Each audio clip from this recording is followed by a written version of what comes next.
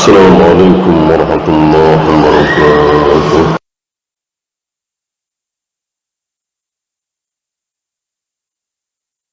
نستعينه ونستغفره ونعوذ بالله من شرور أنفسنا ومن سيئات أعمالنا. من يهده الله فلا مضل له ومن يضلل فلا هادي له. أشهد أن لا إله إلا الله وحده لا شريك له وأشهد أن محمدا عبده ورسوله وبعد. Kita sampai hadis 47.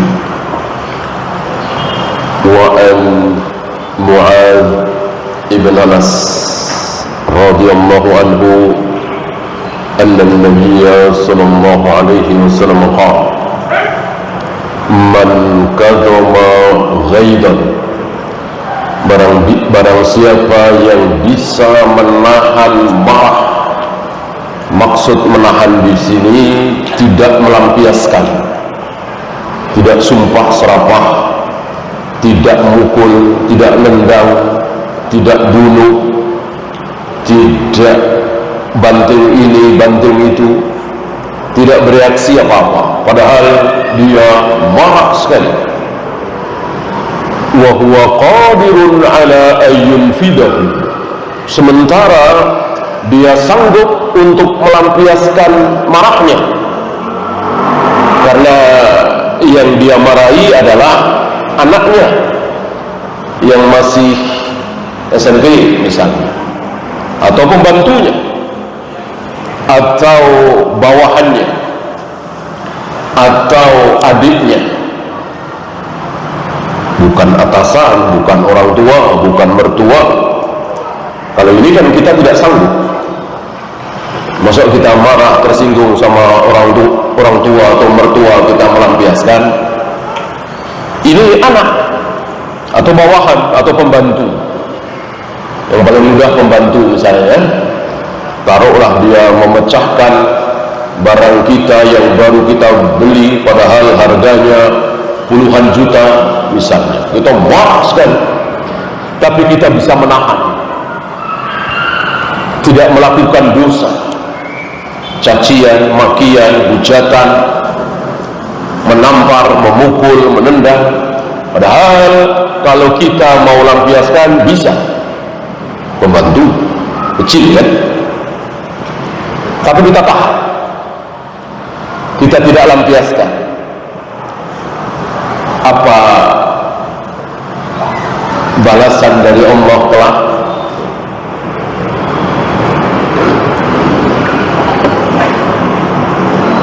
Da'ahullahu ta'ala ala ru'usil khalaiq yaumal qiyamah. Nanti pada hari kiamat Allah akan memanggil orang ini, si fulan yang bisa melampiaskan amarah tapi dia tahan, dipanggil, fulan kemari, ala ru'usil khalaiq, di hadapan seluruh makhluk.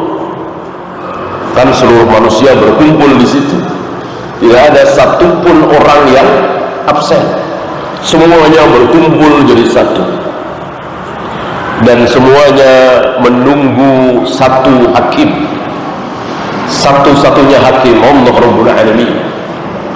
Tidak ada perwakilan biar cepat Jibril atau Mikail mewakili Allah, tidak, satu persatu. Entah berapa ribu tahun baru selesai pengadilan itu.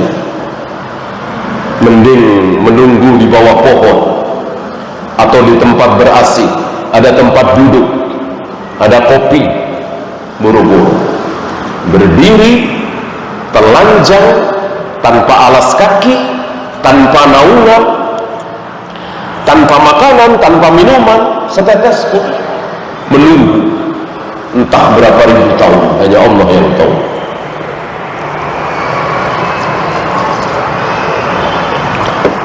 Nah, si fulan yang waktu di dunia berhasil mengekang hawa nafsunya, padahal kalau dia mau lampiaskan bisa, dipanggil oleh Allah di hadapan seluruh makhluk dengan penuh kehormatan tentunya. Untuk apa? Hatta yukhayyirahu minal huril 'ain ma syaa. Allah persilahkan kepada orang ini untuk memilih hurul 'ain. Hurul 'ain sering diterjemahkan dengan apa? Hurul 'ain, bidadari. Bidadari. Dipersilahkan oleh Allah untuk memilih bidadari yang dia sukai. Dohirnya tentu bukan satu dua, mungkin puluhan, mungkin ratusan. Bidadari tentu tidak ada yang jelek, semuanya cantik, sempurna. Disuruh memilih untuk melampiaskan hawa nafsunya. Al-jaza'u min jinsil amal. Dulu dia tahan hawa nafsunya, dia bisa lampiaskan tapi dia tahan. Sekarang disuruh melampiaskan. Allah yang menyuruh, yang mempersilahkan. Al-jaza'u min jinsil amal. Balasan itu sesuai dengan jenis amal. Atas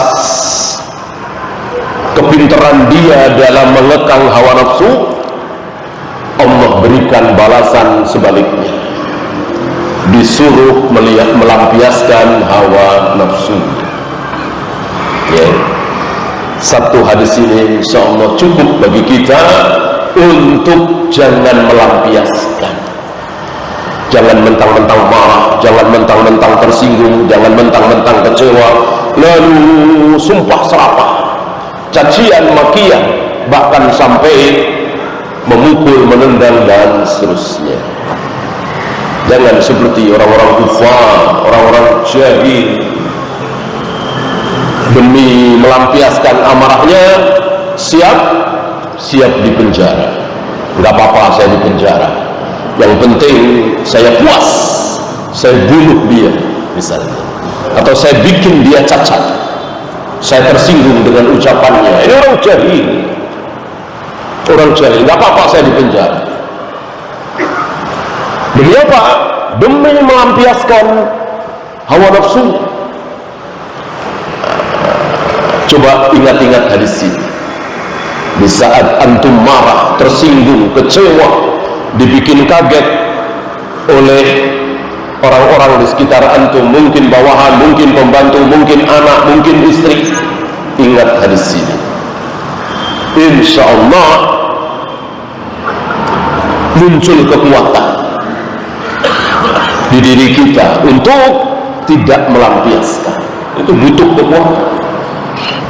Justru untuk melampiaskan nggak butuh kekuatan. Jangan seperti orang jahil. Melampiaskan kan berarti memukul, menendang, teriak, mengeluarkan energi kan? Tidak.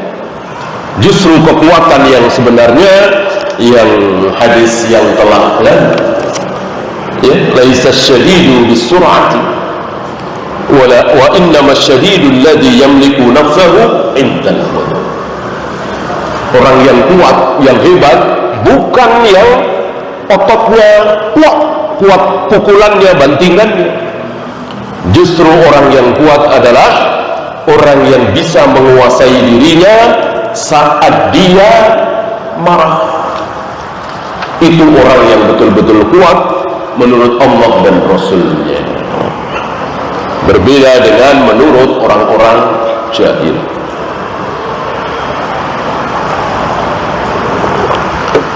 Rawahu Abu Dawud wa Tirmidzi wa qala haditsun hasan.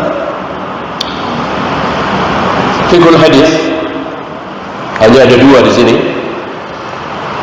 Al-hathu ala qalmil ghaib, anjuran untuk menahan marah. Jangan mentang-mentang marah lalu lupa diri, sumpah serapah, memukul, menendang, bahkan membunuh. Oleh karena itu jauhi penyebab-penyebab marah. lakukan hal-hal yang bisa menghilangkan amarah. Wudu misalnya, duduk, jangan terus berdiri, duduk masih marah, berbaring, gitu ya. Kalau ketemu dia kemungkinan besar marah, jangan ketemu dulu, gitu. Intinya kita disuruh menghindarkan diri dari marah.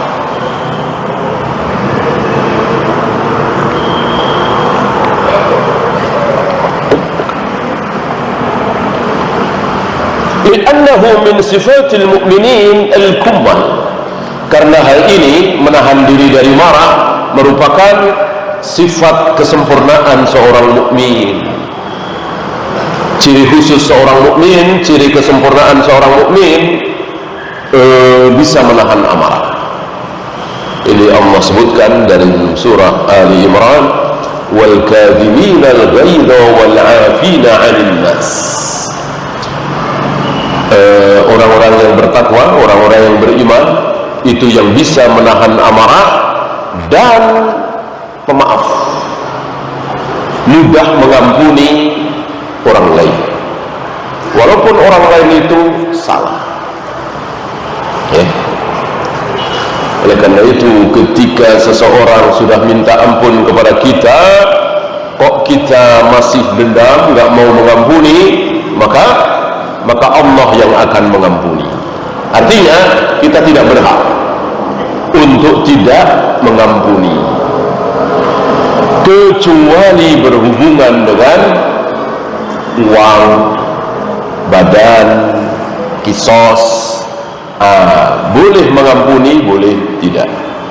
Adapun yang tidak ada hubungannya dengan uang, badan, kisos, maka kalau orang sudah minta maaf kepada kita, kita wajib memaafkan. Tidak berhak untuk tidak memaafkan. Misalnya sekedar fitnah ucapan, ya. Adapun hubungannya dengan kisos, dia mukul kita, dia nendang kita, dia bunuh bapak kita, dia ambil motor kita, mobil kita, dalam hal ini walaupun dia minta maaf, kita boleh memaafkan, boleh tidak. Kalau memaafkan selesai, kalau tidak memaafkan, ya ada konsekuensinya, ada kisos. Kalau uang, ya dikembalikan uangnya.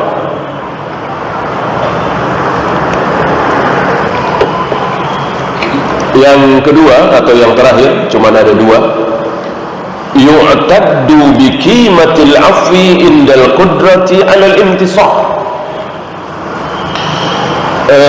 Ini membahas tentang maaf, ya, mengampuni, indal qudrati, ketika mampu.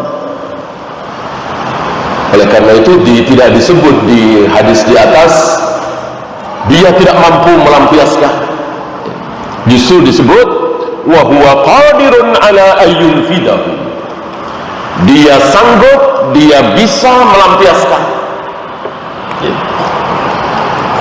Maka tidak termasuk hadis ini ketika kita marah, jengkel, tersinggung dengan atasan kita caci maki kita, rendahkan kita, mendolimi kita, kita diam.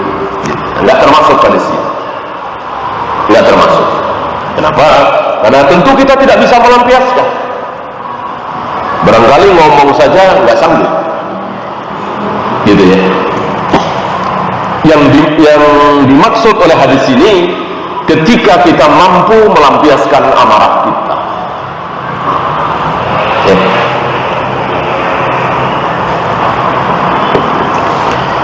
Apakah ada kebaikan ketika kita sabar saat didolimi, disakiti hati kita oleh atasan? Ya tentu ada, tapi bukan masuk di pembahasan hadis ini, ya. Karena sekali lagi ada syarat, wa huwa qadirun ala ayyun fidahu, dia sanggup, dia bisa, dia mampu melampiaskan. Ya, kita lanjut 48. an Abi Hurairah radhiyallahu anhu anna rajulan qala lin Nabi sallallahu alaihi wasallam. Ini dari Abu Hurairah bahwa ada seorang laki-laki memohon kepada Nabi, "Ausini, mohon berikan wasiat kepadaku ya Rasul, mohon nasihati aku." Dan wajib bagi Rasul dan bagi kita semua untuk menasihati kalau ada orang yang minta nasihat. Dan tentu kenal ya, Rasul kenal dengan orang ini, tahu keadaan orang ini, maka Nabi menasihati orang tersebut dengan mengatakan, la taghdab, la taghdab, la taghdab, la taghdab, la taghdab, la taghdab, faraddada miraran, berkali-kali, entah berapa kali, mungkin 7 kali, 10 kali, belasan kali, puluhan kali, faraddada miraran, berkali-kali. Tentu bukan 3 kali. Biasanya kalau 3 kali disebut ya, salah sama ra'at misalnya. Ini tidak, faraddada miraran. Seandainya si rajul ini Nabi tahu malas-malasan sholat misalnya, tentu Nabi akan mengatakan jangan lupakan sholat gitu. Seandainya laki-laki ini kurang menjaga pandangannya, tentu Nabi akan mengatakan lain lagi, umdud basarak misalnya. Kenapa Nabi menasihati la taghdab, la taghdab, la taghdab berulang-ulang? Karena Nabi tahu siapa si rajul ini. Nabi kenal betul ya. Nah, dari sini keluar hukum bahwa jika kita minta nasihat kepada seseorang, mintalah nasihat kepada orang yang dekat dengan kita, kenal dengan kita, tahu tentang diri kita, sehingga nasihatnya tepat sasaran, mengena. Kalau nggak kenal, ya tentu nggak tahu. Saya nasihati antum supaya berbakti kepada orang tua, nggak taunya antum luar biasa sudah berbakti kepada orang tua. Saya tidak menasihati antum supaya subuh jangan sampai kesiangan. Saya nggak tahu antum, padahal antum sering subuh kesiangan misalnya.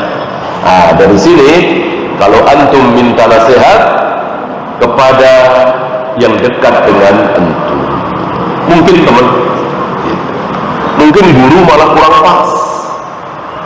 Guru kadang-kadang tidak tahu, tidak kenal satu persatu muridnya, kan tidak kenal gitu ya. Nah, ini hikmahnya Rasulullah SAW akrab dengan para sahabat, tahu satu persatu. Nabi bukan apa ya, Nabi bukan dosen ya, ngasih pelajaran kuliah di depan muridnya secara teori, udah selesai pelajaran kembali ke rumah masing-masing, nggak saling kenal. Tidak, Nabi bukan dosen, tapi Nabi kenal satu persatu. Dengan Abu Bakar seperti apa, Nabi tahu. Umar seperti apa, Nabi tahu. Utsman, Ali seperti apa, Nabi tahu. Ubay bin Ka'ab seperti apa, Nabi tahu. Maka Nabi memberikan pujian satu persatu. Umatku yang paling tahu mana yang halal, mana yang haram, Nabi tahu. Nabi tidak sebut Abu Bakar atau Umar atau Utsman atau Ali. Nabi sebut Mu'ad bin Jabal ya. Ketika Nabi mengimami sholat, sadar ada satu ayat yang terlewat, Nabi tidak cari Abu Bakar, Umar, termasuk bukan Mu'ad bin Jabal, tapi Ubay bin Ka'ab. Nabi tahu. Yang paling mungkin hafalan Al-Qur'annya Nabi tahu, Ubay bin Ka'ab.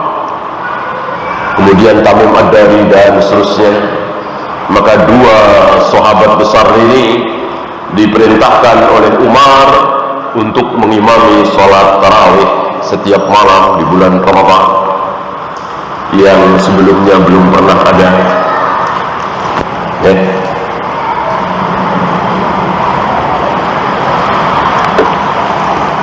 Siapa turjumanul Quran? Nabi tahu. Bahkan Nabi yang memberikan julukan itu. Ya. Abu Bakar lain lagi keutamaannya, Umar lain lagi keutamaannya. Jika ada Nabi lagi setelah aku, maka yang akan jadi Nabi adalah Umar, bukan yang lain. Gitu ya. Masing-masing punya keutamaan sendiri-sendiri.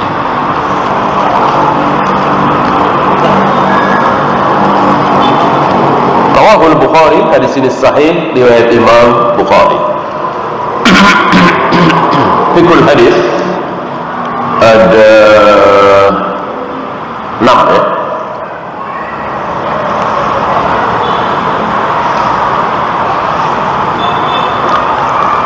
I'ta'un nasihati wa badluha liman talabaha bal haqqun lil muslimi ala akhihi. Memberikan nasihat kepada orang yang meminta nasihat, dan ini wajib. Adapun tidak diminta, tidak wajib. Bukan tidak boleh ya, tetap disukai, tapi tidak wajib. Jadi keliru kalau ada yang menyimpulkan tidak boleh memberikan nasihat kepada orang yang tidak minta. Keliru. Boleh, cuman tadi tidak wajib. Yang wajib adalah yang diminta.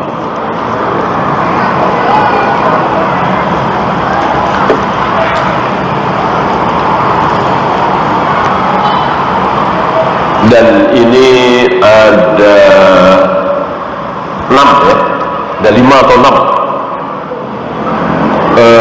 kewajiban kita terhadap sesama muslim, atau dengan kata lain hak seorang muslim terhadap diri kita. Kalau diberi salam wajib kita jawab, kalau sakit kita tengoki, kalau meninggal kita sholati, kalau mengundang, maksudnya mengundang makan, kita datangi. Kalau bersin mengucapkan alhamdulillah, kita doakan dengan yarhamukallah. Termasuk ini. Kalau minta nasihat, kita harus berikan nasihat. Ini hak seorang muslim terhadap diri kita, atau kewajiban kita kepada seorang muslim. Kemudian fi takririn nasihati manfaatun lil mansub lianna fil i'adati ifadah. Pengulangan nasihat itu ada manfaat. Jadi antum jangan mengatakan Nabi melakukan hal yang sia-sia. La taqdub, la taqdub, la taqdub. Ngapain diulang-ulang? Cukup Nabi katakan jangan marah, selesai. Tidak. Kalau sia-sia, ucapan Nabi ini sia-sia, berarti beliau tidak maksud. Berarti beliau tidak maksud. Ucapan Nabi nggak sia-sia. Jadi kata per kata itu betul-betul diatur oleh Allah, nggak mungkin salah. Nah, contoh mudah misalnya puasa Arafah. Gitu. Nabi mengatakan saumu yaumi Arafah, puasa hari Arafah, itu ada artinya, bukan sembarangan. Ya, menunjukkan bahwa puasa Arafah tentu harus bersamaan dengan orang wukuf di Arafah. Kalau puasa Arafah berbeda dengan orang yang wukuf di Arafah, sia-sia ucapan Nabi. Seolah Nabi tidak maksud, seolah Nabi dibiarkan oleh Allah mengucapkan kalimat yang salah. Mestinya Nabi cukup mengatakan puasa tanggal 9 Dzulhijjah. Kalau tanggal 9 Dzulhijjah ya bisa beda-beda, tergantung hilal masing-masing negeri, ya kan. Sebagaimana Idul Fitri berbeda, nggak masalah. Justru dengan Nabi mengatakan puasa Arafah, itu menunjukkan ada sesuatu bahwa bersamaan dengan wukuf di Arafah. Dan tidak perlu kita berandai-andai, ya. Kita sudah tahu sekarang ini dengan mudahnya kapan orang-orang haji wukuf di Arafah. Tahu dengan hitungan menit. Kita nggak usah berandai-andai di mana. Saudara kita yang hidup 600 tahun yang lalu, 1000 tahun yang lalu, belum ada medsos, belum ada internet, kan sulit mengetahui. Ngapain kita membahas yang tidak di hadapan kita? Di hadapan kita sudah tahu. Dan perbedaannya kan cuma 4 jam, ya. Dan di seluruh dunia ini insya Allah perbedaan itu kan paling lama kan 12 jam.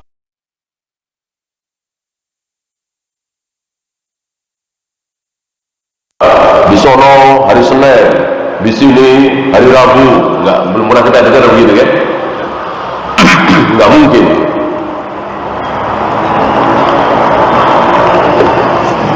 Nah ini, maka jangan jangan menyepelekan sabda Nabi alaihi salatu wassalam. Kalau Nabi mengatakan puasa Arafah, tapi kita maknai puasa tanggal 9 Dzulhijjah, berarti ini menyepelekan sabda Nabi. Seolah sabda Nabi itu omong kosong gitu ya. Ini kan kufur. Seolah sabda Nabi itu nggak ada artinya. Nabi mengatakan puasa Arafah tentu ada arti, yaitu bersamaan dengan wukuf di Arafah. Nah, termasuk ini. Kenapa Nabi mengulang-ulang la taqdab sampai mungkin belasan kali, puluhan kali? Ada sesuatu. Dengan mengulang-ulang itu ada sesuatu.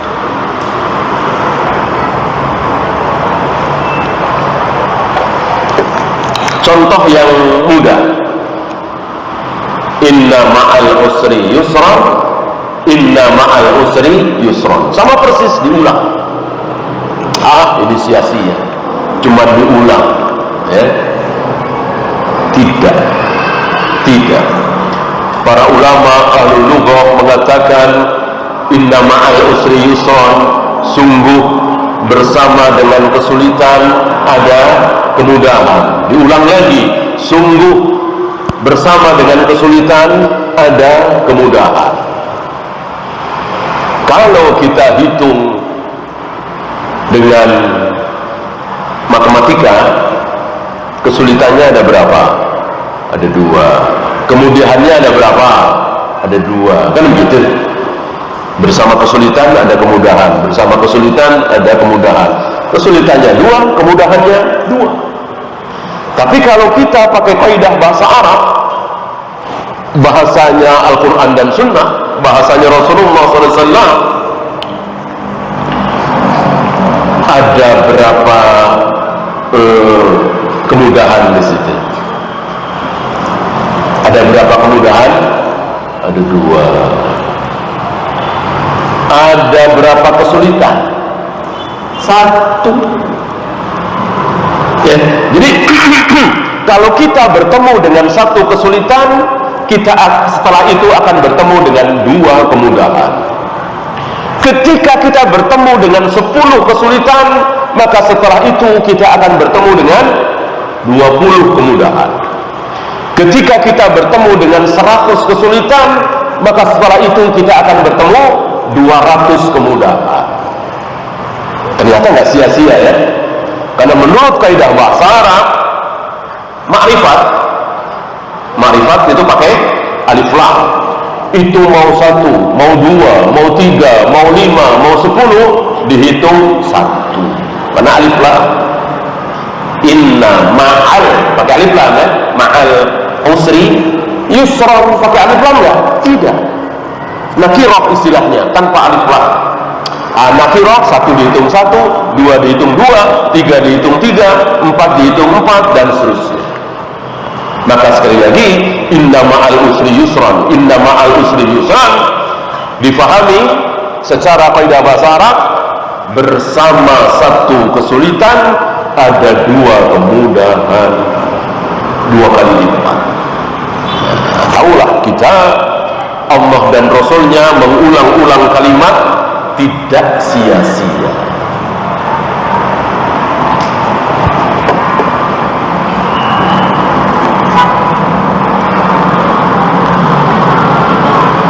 Ammu mafsadatil ghadabi wa ma yunsha'u anhu wa annahu la ya'ti bi khairin illa idza kana lillah. Besarnya kerugian, kerusakan akibat marah, dan marah tidak mendatangkan kebaikan kecuali ada urjannya. Marah tidak akan mendatangkan kebaikan, wa annahu la ya'ti bi khairin illa, kecuali marah karena Allah, ghadban lillah. Antum marah ketika istri antum keluar rumah tidak pakai jilbab misalnya. Antum marah ketika anak-anak antum meninggalkan sholat. Antum marah ketika pembantu antum berbuat maksiat. Ini ghadban lillah, marah karena Allah. Ada gunanya, ada kebaikan di situ. Nabi SAW manusia yang sangat santun, penyayang, penyabar. Begitu melihat ada di saf salah satu laki-laki menonjol dadanya ke depan, tidak rata dengan yang lain, marah Nabi. Perawi hadis itu mengatakan, aku belum pernah melihat Nabi marah semarah hari itu. Ghadban lillah, marah karena Allah. Bukan hawa nafsu pribadi beliau tidak marah.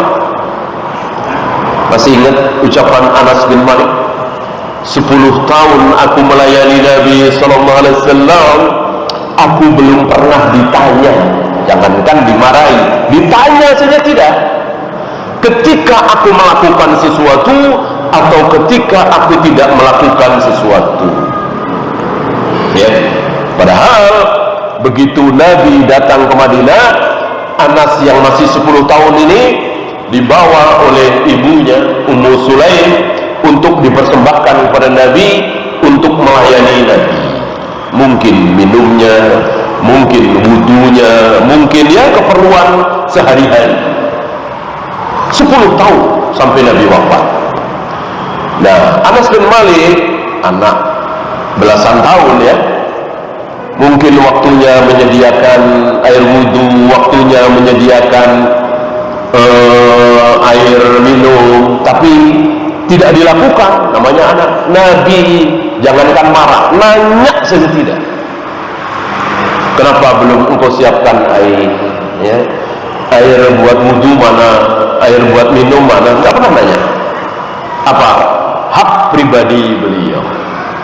Adapun hak Allah, jangankan marah, perang kalau perlu, ya. Perang, marah karena Allah. Perang tentu dengan marah kan.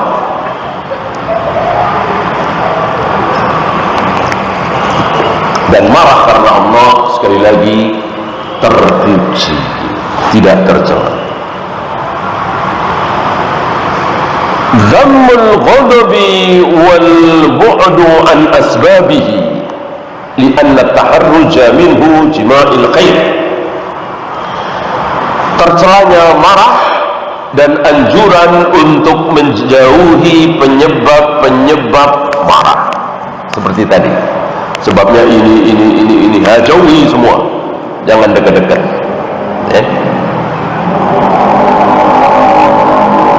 Dan menjaga diri dari marah ini, insya Allah akan memunculkan berbagai macam kebaikan. Sekali lagi, marah karena hawa nafsu. Kemudian al-ghadabul madhmumu ma kana fi umuri dunya. Marah yang tercela adalah marah karena urusan dunia, hak-hak kita pribadi gitu. Wal ghadabul mahmudu ma kana lillahi wa li nusrati dini. Adapun marah yang terpuji adalah marah dalam rangka menolong agama Allah, dalam rangka membela hak-hak Allah, termasuk kita membela Rasulullah sallallahu alaihi wasallam. Rasulullah dihina, Rasulullah dicaci, Rasulullah dimaki. Pantaskah kita marah?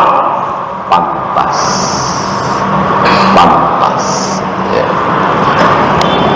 Dan boleh untuk melakukan sesuatu, memukul misalnya, menendang misalnya, bahkan membunuh,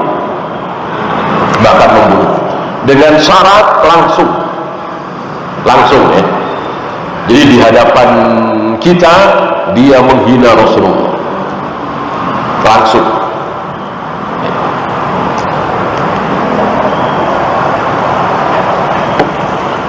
Dan biasanya tidak lama, tidak menunggu waktu lama, hancur dia. Contohnya bukan sekali dua kali. Adapun Allah yang dicaci maki, Allah yang dijelek-jelekkan, Allah biarkan. Begitu Rasulullah dicaci maki, dijelek-jelekkan, nggak lama. Belum lama kita dengar kan, yang membuat karikatur penghinaan kepada Rasulullah itu kan, berakhir dengan kecelakaan yang luar biasa itu kan. Ini satu contoh di antara sekian puluh contoh. Oleh karena itu, antum masih ingat barangkali ketika pasukan kaum muslimin berperang, kok nggak selesai, nggak kalah itu musuh. Mereka menunggu-nunggu musuh menghina Rasulullah, nggak lama. Allahu Akbar. Ya, silakan nonton dulu. Sallallahu alaihi wasallam wa akhiru da'wana alhamdulillahi rabbil alamin.